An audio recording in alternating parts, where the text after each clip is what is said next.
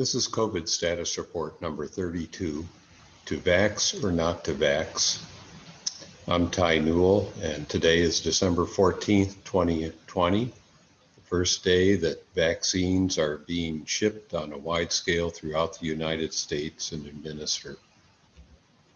So we're going to talk about vaccinations and their impact on us, how they can help us and how they don't. So there's a question, to vax or not to vax?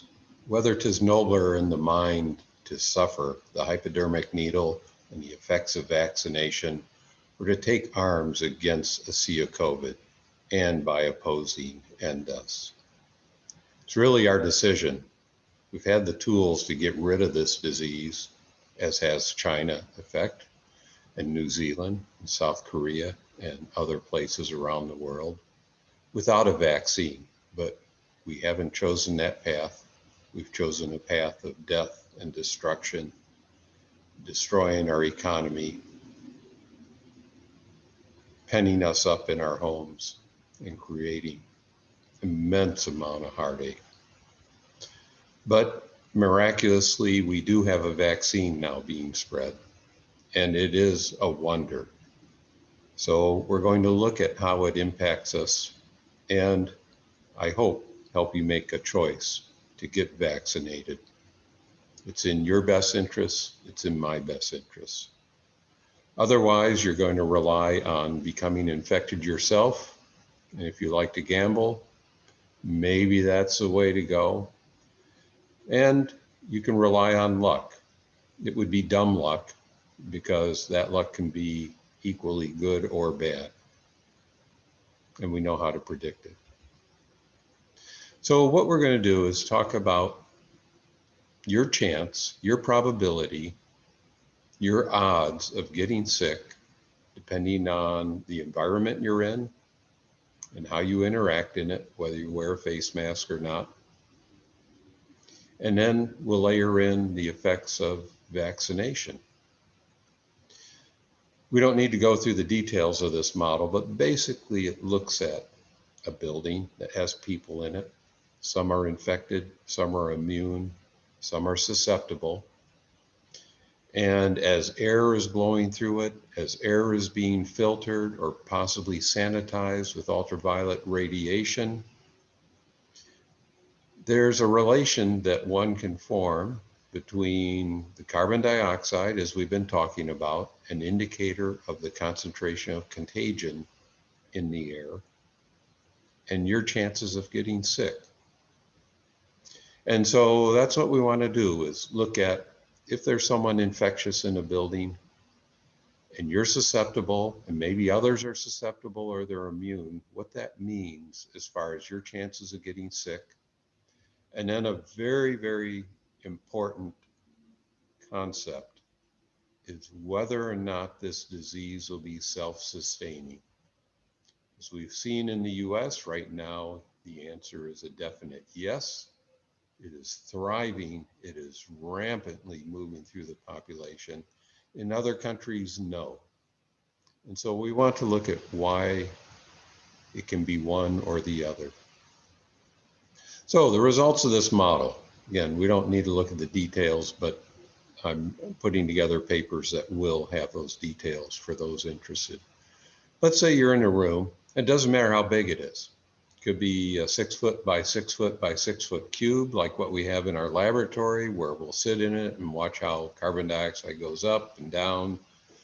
Or it could be a large concert hall. It doesn't matter relative to the amount of airflow going into it. If it's bigger, it takes it maybe longer to reach this condition than a smaller, but it's going to reach it, and it'll be exactly the same result. So you go in a space for 1 hour, and let's say there's one infectious person and then 4 others, 9 others, or you're at like a rose garden or a political convention with 99 or more people. And what we see is the probability you're going to get sick by that infectious person if the carbon dioxide is at 1,200 parts per million, which is standard ventilation, And this table on the right shows that that means 20 cubic feet per minute of air. So foot by a foot by a foot, 20 of those volumes of air every minute blowing through that space per person. That's standard ventilation versus doubling that, 40 cubic feet per person blowing through. And we see that it's not so bad. If there's 5 of you in there, 1 infected, 4 of you susceptible, you got about 30% chance. That doesn't sound bad. Sounds like less than 50% chance of getting sick. And hey, if you go to a rose garden party, 100 people there, 1 infected, man, your chance of getting infected is much less than 5%. Hey, go. And if you did have double the ventilation, 800 parts per million of carbon dioxide would result. Now, the cost of this, and so if you go to your boss, your superintendent, your clergy member, your clergy person, and you say, hey, let's double the fresh air. This person in the middle of nowhere in Urbana, Illinois is saying, if we do this, we're going to lower the probability of getting sick. And then they go check with the maintenance person, the facilities person, and they go, no, I got a utility budget. I can't possibly afford to do that. It's going to ruin our budget.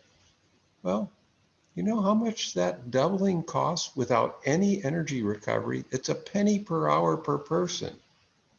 Now, if you're worth about 25 bucks an hour, which is like $50,000 a year, can't they afford to give you a raise of a penny an hour to protect your health, to protect your family, to protect others around you? But again, looks like with standard ventilation, you don't have much chance of getting sick. Well, let's take another viewpoint, this reproduction number.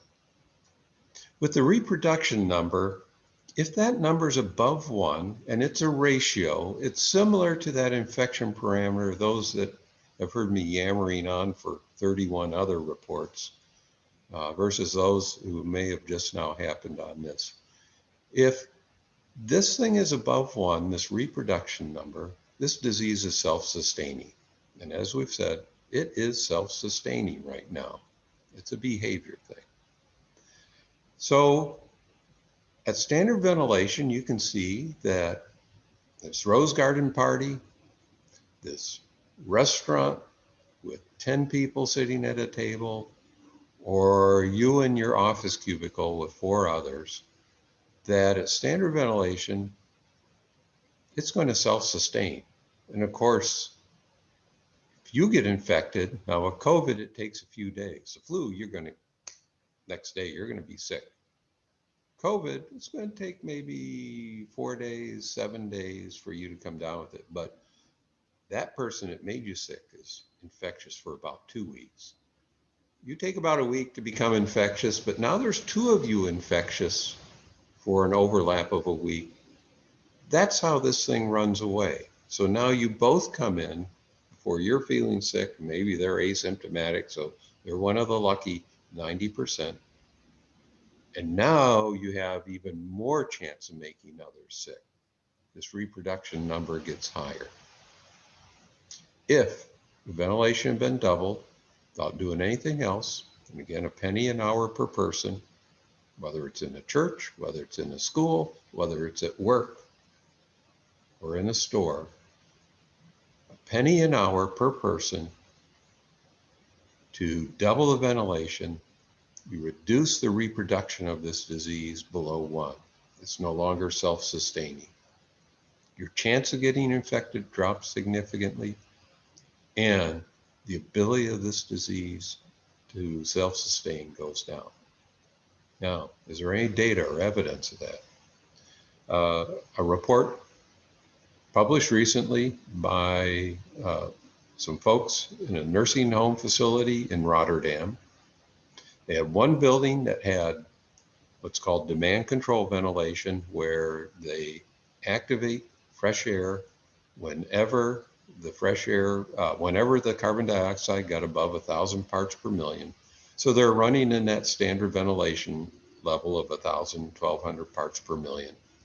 So once it would go above 1,000, probably up to about 1,200, then fresh air would kick in, bring it back down to 1,000, and just like a thermostat, turning your furnace on and off.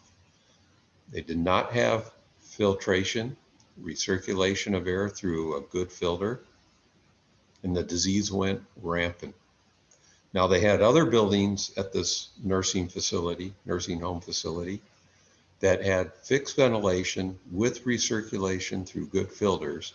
Unfortunately, they didn't monitor the CO2 or report that in their paper, but from their description, it was a much better active ventilation system with what I would assume would be lower CO2 levels, but also adding the important important filtration to it, recirculating air through good filters. So let's take a look at what happens when you do that. If we have the same ventilation level, but now we're going to take about 25 cubic feet per minute of air and recirculate that through a MERV 13 filter. And as I've said previously, when you talk to your facility people and they cry, oh, it's going to be so expensive getting these MERV 13 filters and our fans can't handle it. That's a bunch of crap. Okay? It's a bunch of crap. They're going by myth. They're going by hearsay. They are not going by data.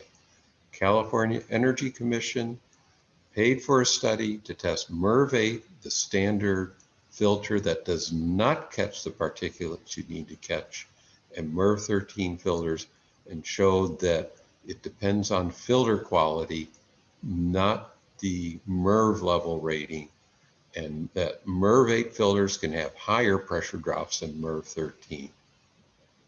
And the cost to go to MERV 13 from MERV 8, yeah, it's more expensive filter, but you're talking way less than a penny per hour of occupancy for that extra filter and for potentially additional fan power to push airflow at the recommended doubling rate, 40 cubic feet per minute through that filter.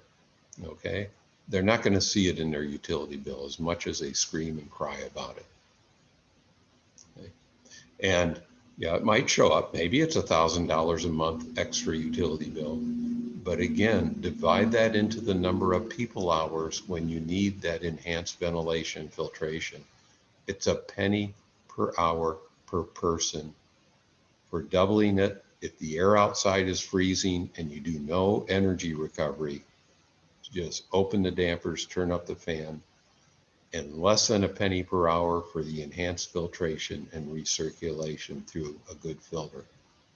So we knock the probability of infection down, but more importantly, the reproduction number is substantially decreased. Now, even at standard ventilation, and the other reason why you don't want standard ventilation, why what's called acceptable ventilation in the building industry is unacceptable, is that your brain doesn't function as well. You gain 10% improvement in cognition, productivity, in creativity, in organization of information, in decision making, in several areas that are important. And perhaps one of the most important areas that's necessary to improve is the decision to have proper ventilation in the building. Perhaps it's because your building's at 1,200 parts per million that your facilities people are making poor judgments and decisions on filtration level and on fresh airflow level. They get it down to 800, maybe then they can see the wisdom in doing that, okay? And if you're having problems convincing them, point them to me. I'm more than happy to discuss it with them. And I've got a thick skin so they can swear at me as much as they want. Any case, filtration plus sufficient fresh air, the lower this reproduction number goes, the faster the disease decays, in addition to not being self-sustaining. And we need to snuff it out before it mutates into some other infectious disease. What about 8 hours? I mean, an hour is just going in, shopping for a bit, maybe a quick meal, although when people are removing masks, as we'll see, that's not good. 8 hour, so you're in your cubicle now, or you're in a classroom or in a workspace. Well, your probability of getting infected goes up quite a bit, maybe 3 times or so from where we were with only an hour. And enhanced ventilation, doubling the fresh air ventilation is still important. It's a significant reduction of your chance of getting sick. But look at the reproduction number. If you're going to spend 8 hours in there, somebody's infected, it's going to keep propagating. There's going to be 2 of you infected, and then 3, and then, it's just going to run rampant.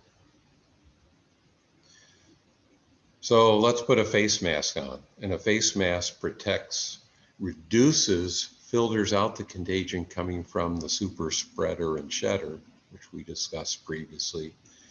And on the inhalation side, also adds a filtration effect. And in these calculations, I assume a 50% reduction of emission, a 50% reduction of inhalation of contagion. And it's a substantial effect. So we go from an 8-hour exposure where we're 60-70% chance of getting infected to now maybe 20% chance or less. Again, notice you go to the Rose Garden party, 100 people, hey, it's less than 5% chance of getting sick. And I want to mention a 50% face mask is something, that a lot of you have been wearing, a lot of you have been making, but we really should have had N95 masks. If we can get a vaccine developed, several effective vaccines developed within the course of a year, and put together the supply chain infrastructure to deliver ultra cold storage vaccines throughout the country, throughout the world, couldn't we have gotten N95, 95% effective masks delivered to everyone? And wouldn't we have had enough time to develop masks that were 99.9% effective, in some manner perhaps killing the contagion as it would try to get through the mask, and further killing it again when you're trying to inhale it? Couldn't we have developed that and gotten that to everyone too? And perhaps snuff this thing out even with the poor behavior spread among so many of the populace of the United States? When you wear a face mask and you're going to spend 8 hours in a space, now if you go to our recommended level of ventilation, 800 parts per million, doubling to 40 cubic feet per minute of airflow per person, you get that reproductive number back down. Still want to stay away from the Rose Garden party, even though you had a tiny chance of getting infected. What that large gathering does is it elevates the reproduction number. It multiplies it so that it spreads the contagion out and makes it so it can self-replicate. So it's important still to not gather in large groups. Keep them as small as you can in practical manner and as often as you can. Stay away from large gatherings. So now let's start vaccinating people. Or alternatively, a number of people are going to get sick and they're immune. So you add the number of immune people together. So if you have a room or a space with 5 people, one that's infectious, say 3 who are now immune, and then you're susceptible, how does that impact your probability of getting infected? Now at a 75% immunity level, what we'd find is that in most situations, we have this so-called herd immunity or herd protection. So with herd immunity, That means that we get the reproduction number down so it's no longer self-sustaining. The transmission is knocked down, so the disease should extinguish itself. But look at this probability of you getting infected if you decided to let the others achieve herd immunity and then they can protect you. It doesn't work that way. An infected person comes in that room, you're susceptible, and everybody else, 98 other people, are immune. You still have the same probability of getting sick. Doesn't matter. You're in that cubicle with four other people, one sick, three immune, and then you're susceptible. It's exactly the same chance you're going to get sick. In this case, 8 hours in that cubicle, 60% chance you're going to get sick. Well, 60% chance today, 60% chance tomorrow. You do that for 2 weeks that person's infectious but asymptomatic, yeah, you're probably going to get it. Okay? So you're dead wrong if you think others are going to protect you. When you get in that space with an infectious person, everybody else is safer, they're immune, but you ain't. But look what happens with that vaccine and the immunity acquired through being infected. Reproduction number goes way down at 75%, and roughly we would estimate for characteristics of COVID, similar to influenza, that it takes about 70% or so of the population to be immune to get this herd immunity. And what herd immunity means is not that you're protected, but that the disease gets a reproduction number, a self-sustaining number that's below 1, and it should die out. But if you're susceptible, and some of you need to stay susceptible because you have other reasons why you can't get vaccinated, but if you're doing it out of fear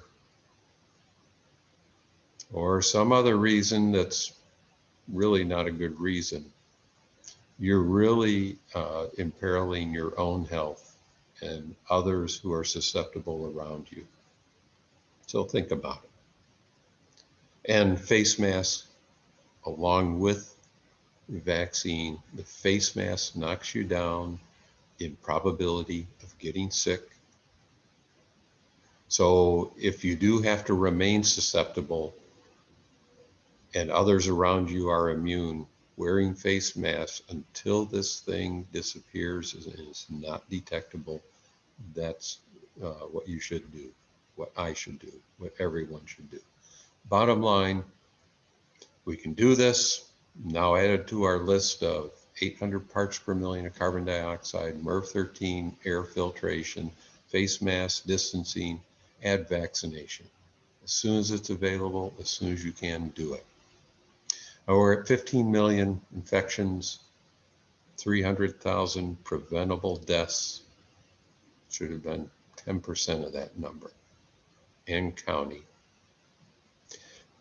What do we need to do to hit herd immunity? Well, we need about 230 million of us to be immune, and we have two paths.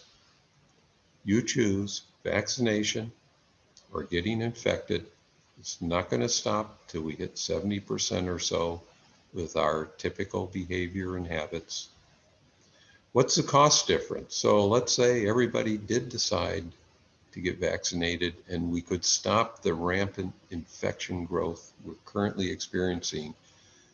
Well, $20 a shot, from what I understand for that cost, it's about $5 billion. That's chicken feed. That's chump change, right? Today's world. Instead, if we let it run rampant and, hey, just 90% chance I'm not going to get sick, or, I won't even know I have it. And those 10%, it's probably not people I know that get very sick. Well, they're going to go to the hospital, and 10% of them aren't going to come out of the hospital. But the 10% that go in, maybe it's $10,000 a person for that hospital stay. That's probably pretty cheap, right? If you're in there for a few weeks, maybe it's more like 50,000 or 100,000. Well, at $10,000 a person for those who do get quite sick, now we're talking some serious money. $215 billion rather than $5 billion for vaccine protection. It's $50,000 a person for those of us who might get very sick through infection. We're talking a trillion. It's getting pretty serious there. It's getting national debt level size. It's getting a size that destroys the economy. So think about it. Do you feel lucky? There's no need to rely on luck. Let's do this.